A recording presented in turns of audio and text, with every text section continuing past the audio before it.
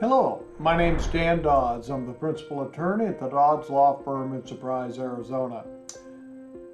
The topic for today's video is providing for your minor children if both parents are deceased.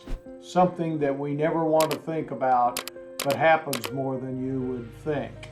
So let's talk about what you can do to make sure your children are raised the way that you would have wanted them to be raised had you survived. So let's start with essentially four things I want to speak to today. One is what I call the first considerations. Well, who should raise your children if both parents are deceased? Now, if it's a car crash, I die, but my wife survives, or the mother survives, or they're married or not. Typically, unless there's some really extraordinary circumstances, if that mother or that father is physically, mentally, and morally prepared to raise the child, the court's going to gravitate towards them. Certainly if they're married, and most likely even if they are not. But if both parents die simultaneously or at a different time, you don't want the children to be wards of the court. So that's the first thing you decide is, are we going to have a guardian? The second issue is, if we both die, are there sufficient assets that we're going to leave to support our children, so those children are not a burden on the other family that we've selected? And then should that family manage the assets we're leaving, or should that be a neutral third party to make sure they're not squandering those assets on things other than our children? Second issue I want to talk about is guardianship. You've got to identify who the guardian will be, and I highly recommend that you identify an alternative guardian as well. And here's why. What happens if someone that I named as a guardian can't do it any longer, or they're mentally ill, or God forbid they die? You want someone else in that backup position that would automatically be able to exercise guardianship over your children. Third thing I want to speak to is, what are the factors that you might want to consider identifying the guardian? Well, sadly, you might want to look at their physical resources. I'm sure they're loving people. They would do anything for your children, but 3 new children coming into a family that's already cash-strapped, particularly if I can't contribute sufficient resources to raise our children, that could be a real burden. So I think you need to think about, do the folks or the person I named, do they have access to the financial resources sufficient to provide for themselves, their children, and our children? I also think you need to consider things like age and health.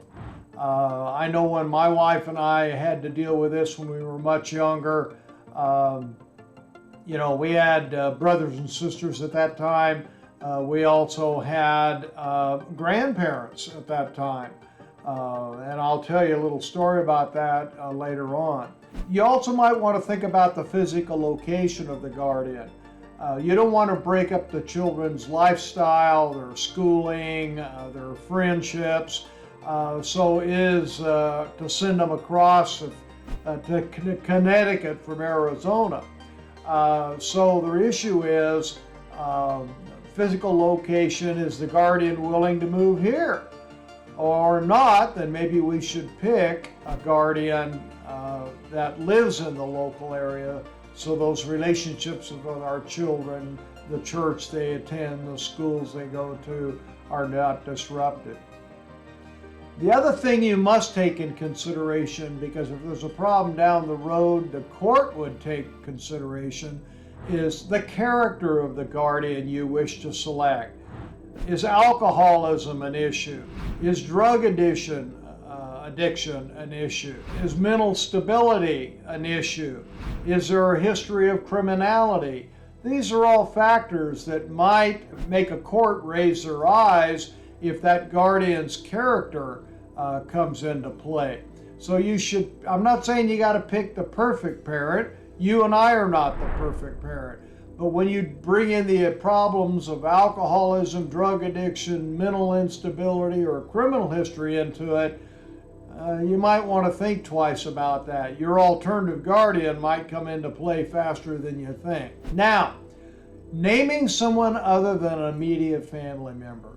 I want to tell you a story, and I want to tell you a story about my wife and I. We had 3 children, and when they were young, we decided to establish a guardianship. My brother was single, didn't marry till late in life, and he lives in Australia. That wouldn't work. Same thing, I was the oldest son, my wife was the oldest of their 4 children. They were all still minors at the time we married, because we married shortly after high school. Parents, could we have named the grandparents? Well, certainly could, but they were in their 60s at that time. And we thought, well, you know, is it Grandma and Grandpa, is that fair to them? And is it fair to our children? So we named someone other than a family member. At that time, our best friends, and to this day, our best friends, had 3 daughters, and they were all about the same age of our 3 children. We had 2 boys and a daughter in the middle. So we shared, our friends had the same values that we had.